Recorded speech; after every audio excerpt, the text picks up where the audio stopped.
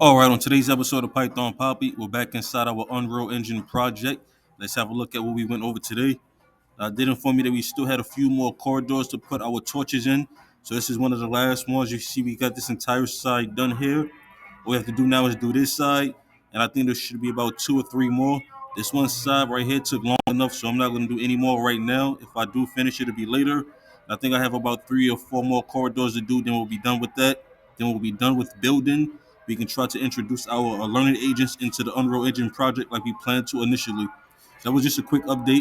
So like I said, up here, this you see right here, this is where the corner is from the last time I showed you guys.